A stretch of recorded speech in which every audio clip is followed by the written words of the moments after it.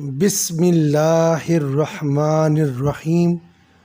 السلام علیکم ورحمۃ اللہ وبرکاتہ۔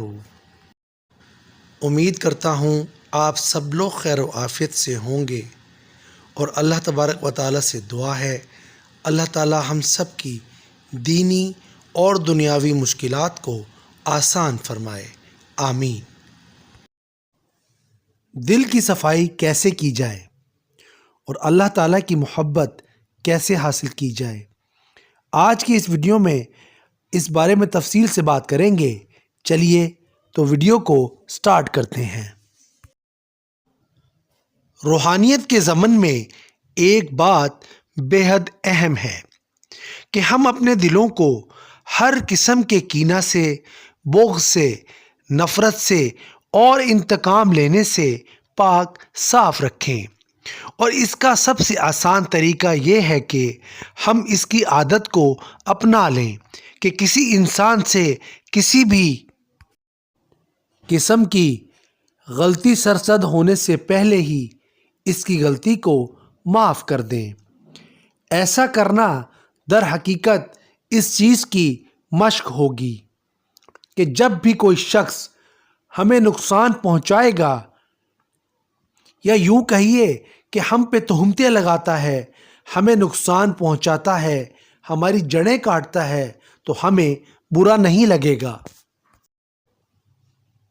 بلکہ ہم دھیرے سے مسکرائیں گے اور بات ختم ہو جائے گی، بات کو رفع دفع کر دیں گے، اور یوں جب دل نہیں دکھے گا، دل میں کوئی ملال نہیں آئے گا، تو پھر کسی کے خلاف کینہ، بغض، قدورت، حسد کا سوال ہی پیدا نہیں ہوتا۔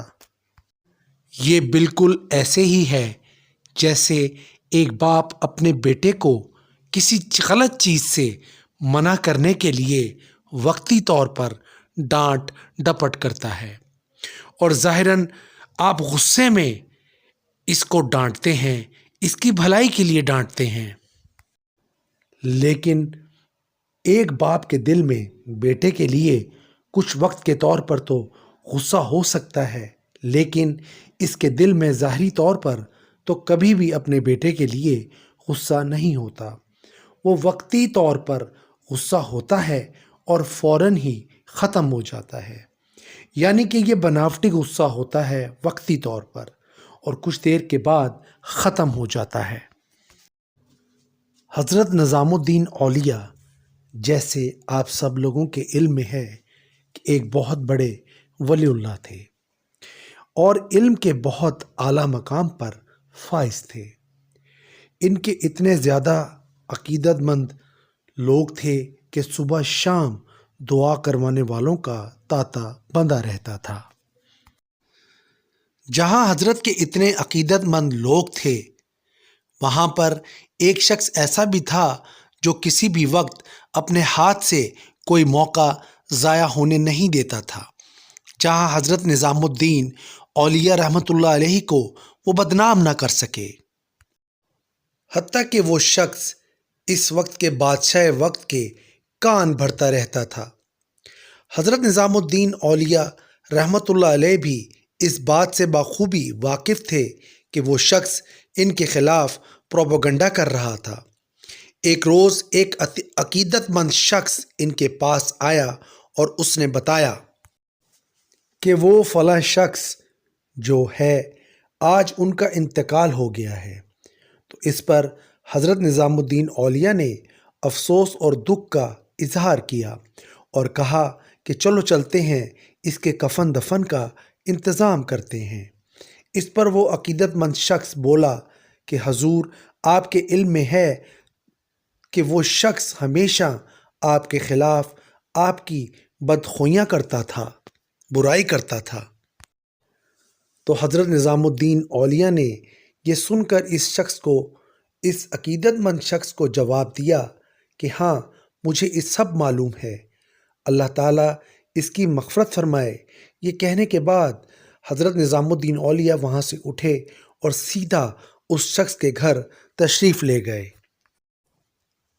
اس شخص کو اپنے ہاتھوں سے غسل دیا، اس کے کفن دفن کا انتظام اپنی جیب سے کیا اور اس کو اپنے ہاتھوں سے بڑی محبت اور شفقت کے ساتھ قبر میں اتارا۔